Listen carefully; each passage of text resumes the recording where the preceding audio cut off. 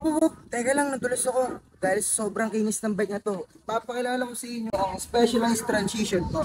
Sa isang top tube na ito, 53. Pagdating sa C-tube, 47. Presyo naman ng bike na to, 65K. Ang kilogram naman niya is 9.1 kilos. Kung gusto nyo makita ang group set na ito, tara, ipapakita ko sa inyo. Ang group set na ito is SRAM Rival. Pagdating natin sa crank, naka-SRAM Rival siya. Pagdating naman natin sa FD, naka-SRAM Rival din.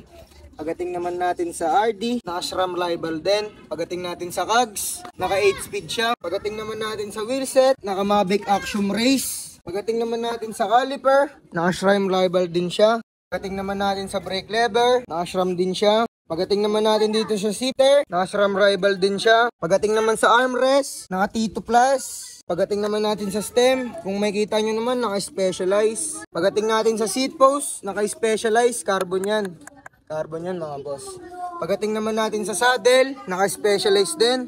At kung interesado ka sa bike na to, don't forget like, follow our page, CK's Bike Shop. At kung may mga request ka, comment down below. Peace out.